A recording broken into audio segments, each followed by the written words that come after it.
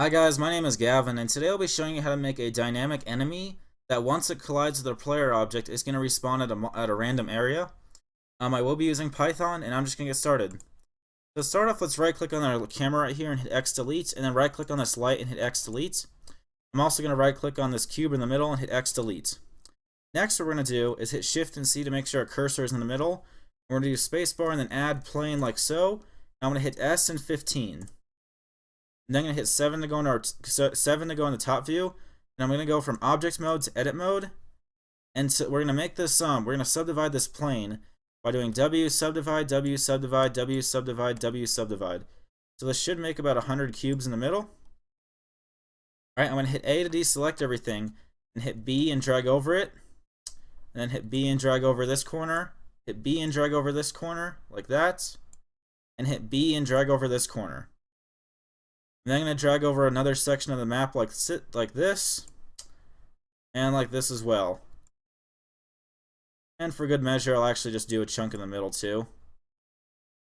Alright, next what we're going to do is hit E and extrude this. And don't deselect these faces just yet, we're going to use those in a second. Alright, let's now go from edit mode back to object mode. And on this little map we've constructed, let's give it a main color. Let's say as this can be red. Alright, so let's add a red color, which is our base color. And let's also click the plus sign to make a new material. Let's make this green, like that. And so it's green right here. Now if we click tab though and hit 7, with green still selected, let's hit assign. So now the top part of our map is green, so we have better so we can see the edges better. Alright, that's good. Next what we're going to do is with this map, let's click this right here. Let's click the orange cube and rename it to floor, or map actually, just outright map. And let's go from defaults to game logic, and go from Blender render to Blender game. And on our map now, let's drag this out, click on this symbol right here, and let's build a navigation mesh. So now that we've got this navigation mesh built, we can actually start creating our player and our enemy. So let's do our player first by doing spacebar and then add a cube, like that. I'm going to drag this out, and I'll give our cube, how about a blue color? Blue, and our cube can be blue. Alright, so if we hit play now, we should just see a blue cube in the middle. I'm then going to give our let's give our cube character physics, like so. And I'm just going to rename it to player. Let's now add a player property to this as well. Like that. Alright, let's now create an enemy object by doing spacebar and then add cube again. Like that. Now let's drag it off to this back corner. I'm going to apply let's say yellow is the main color of our enemy. So our enemy is now yellow. I'm going to rename it to enemy. And let's give it character physics as well. Actually, let me shift and right click on these cubes too. Sorry, because they're in the middle of the floor. Alright, so they're good now. Alright, now in our cube objects, our enemy object, sorry, we're going to make it use the navigational mesh to track to our player. So let's do add sensor always, click these first 3 dots. And do add actuator steering. Let's change it from seek to path following. Let's make the target object player. And let's have it use the navigation mesh. Let's then change the axis from X tracking to Y. Click the N and click the visualize.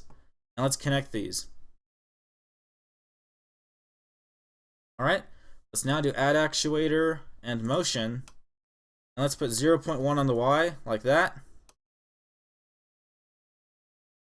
So if it works, we should see our cube is going to track to our player around the map like that, which it does. And it's kind of hard to see the trail. Actually, let me click back on our map really quick. Map, sorry. I'm just going to change that color, the main one, from red to, let's say, what would be a good color? How about just pink for now? That'll work. So we can better see, well, we can't really see that either. Turquoise. There we go. so we can better see the red laser that indicates where it's tracking to. Right now what we want to do is create 3 separate spawn points for our enemy to respawn at once it collides with the player.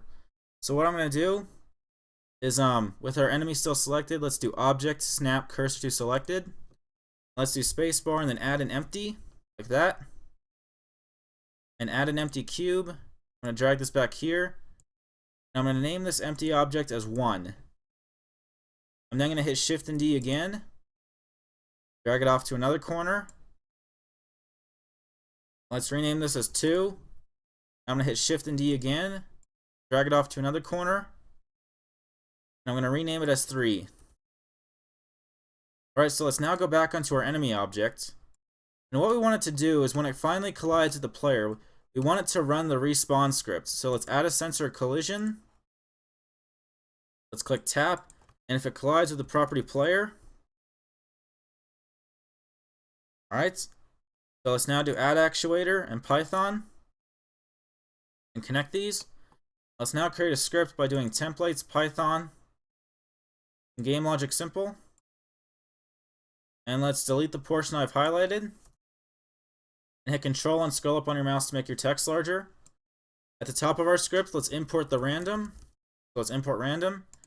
And let's define the scene since we need to get the spawn points in our script. Let's do scene is going to equal bg.logic.get current scene. Alright, that's good. So now what we're going to do is define our 3 objects by doing 1 is going to equal scene.objects, and 1.